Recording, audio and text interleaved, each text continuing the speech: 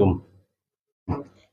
শুনেন, আপনাদের সাথে একটু কথা বলবো যে আপনার বাচ্চাটা তো দীর্ঘদিন হামে ভুগছে, আপনারা জানেন, মানে দীর্ঘদিন সে অসুস্থ ছিল, তাই না? বলে বলবো।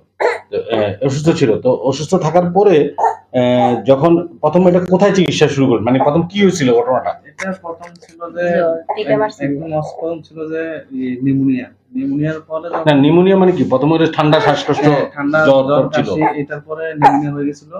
হওয়ার পরে ডাক্তার দেখাইছিলাম দেবিদ্বারে দেখাচ্ছিলেন। আপনাদের বাড়ি কোথায়? আমাদের বাড়ি টঙ্গী, মুরাদনগর থানা, মুরাদনগর থানা টঙ্গী। ওই যে দেবিদ্বারে আসলেন, এসে ডাক্তার দেখাইলেন। দেখাই কি ওনারা কি ভর্তি দিছিল নাকি বাড়িতে পাঠিয়ে দিছিল? না, ভর্তি দিছিল। ভর্তি ছিল, তাহলে বাচ্চা খুবই খারাপ ছিল। হ্যাঁ, তখন হয়তো এরকম ছিল না, গায়ে ছিল না, শুধু জ্বর ঠান্ডা কাশি, গায়ে কোনো ওই যে লাল লাল দাগ টাগ আসে নাই। যখন আসছে তখন আমরা এখানে চলে আসছি। আচ্ছা, এখানে চলে আসেন। এটা আসলো কত, মানে জ্বরের কয়দিন পরে আসলো এটা? এটা প্রথমে জ্বরের অনেক দিন পরে আসছে, 18 তারিখ থেকে। প্রথম 18 তারিখে জ্বর ঠান্ডা কাশি ছিল, এরপরে জ্বর আসলো যখন আসার 3 দিন পর থেকে আবার এই শরীরে লাল লাল দাগ আসলো, এই তো? লাল লাল দাগ আসার পরে পরে কি দেবিদ্বারের চিকিৎসাটা রাখে নাই?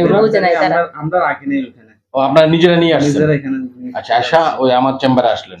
হ্যাঁ, আসার পরে তো বাচ্চা দেখলাম খুবই খারাপ, খুবই খারাপ, এবং দেখে আমি বললাম যে বাচ্চাটার র্যাশ আসছে, মানে হাম আসছে। ওনারা কিন্তু ওখানে এটা ধরতে পারে নাই, বলে নাই আমাদেরকে যে বাচ্চা। ওই সময় তো উনি আসছিল, উনি এসে কান্নাকাটি করছিল আমার যতটুকু মনে পড়ে। হ্যাঁ, ওনার মনে বাবাও আসছিলেন সাথে।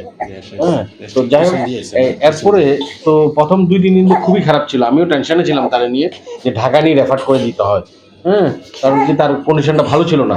আপনি মনে হয় 1 দিন পরে আসছেন নাকি? ওই দিনই রাতে আসছেন। আচ্ছা, এরপরে যে আমরা যে চিকিৎসা শুরু করলাম, এরপরে আপনার কাছে কেমন মনে হচ্ছে? এখন আমরা প্রথম থেকে 2-3 দিন একটু জ্বর ছিল আর কি। 2 দিন আমিও খুব টেনশনে ছিলাম তোমার বাচ্চা নিয়ে। 3 দিন পর আপনি বলছেন দেখেন, 3 দিন পর্যন্ত দেখেন, 3 দিন পর হয়তো পরিবর্তন হবে। 3-4 দিন পর থেকে অনেকটা ভালো হবে। এখন মোটামুটি অনেক সুস্থ। আজকে তো আপনাদের ছুটি, হ্যাঁ, এর মধ্যে আমরা তো আপনাকে এই যে রেস্ট আসার পরে আমরা তো আপনাকে ওই যে ইয়ে দিয়েছিলাম, হামের যে চিকিৎসাটা এবং ভিটামিন এ ক্যাপসুলও খাওয়াইছিলেন, এটা কমপ্লিট করছেন তো? কমপ্লিট করছেন। এখন আলহামদুলিল্লাহ ভালো। আজকে আপনাদেরকে আমরা ছেড়ে দিচ্ছি, কিন্তু যেটা করতে হবে, আপনি বাচ্চাটা একটু কোলাহল মুক্ত, মানে বেশিরভাগ মানুষের কাছে দিবেন না বাচ্চাটা, ঠিক আছে? এবং বাচ্চাটা প্রতিদিন গোসল করবে, এই জন্য বলবে গ্রামে যেটা হয় যে মাছ মাংস বা এটা সেটা খাইতে দেয় না, মাকেও খাইতে দেয় না, এটা কোনো ইয়ে নেই। আপনি খাবে, উনি সব খাবে, উনি খেলে বাচ্চা বুকের দুধ পাবে। এখন তার বয়স কত? 10 মাস। সে কি হামের টিকাটা পেয়েছিল? না, ওর আগে থেকেও বাকি আছে। ও, সে আগের টিকাও পায় নাই? না, ও সুস্থ থাকে। আচ্ছা, এটা একটা লেসন আমাদের, কারণ কি সে হামের টিকাটাও পায় নাই, অন্য কোনো টিকাও পায় নাই, মানে 1-2টা পাইছে, 6টা পাইছে। প্রথম 4টা পরে 2টা মার থেকেই অসুস্থ হয়ে গেছে। হ্যাঁ, আপনি যেটা যদি সুস্থ হয় আপনি টিকাগুলো দিয়ে দিবেন। হ্যাঁ, টিকা মিস করা যাবে না। হ্যাঁ, যদি জ্বর উঠেছে ওর তখন থেকে রিঅ্যাকশন করে, জ্বর আসলে জ্বরের সিরাপ খাবে, জ্বরের সিরাপ এসবান আপা খাবে। হ্যাঁ, এটা প্যারাসিটামল যেটা বলে এটা খাবে, কিন্তু আপনি টিকাটা দিয়ে দিবেন, ঠিক আছে? আর আলহামদুলিল্লাহ অনেকটা ভালো আছে, আপনাদের জন্য শুভকামনা। আপনারা ভালো থাকেন।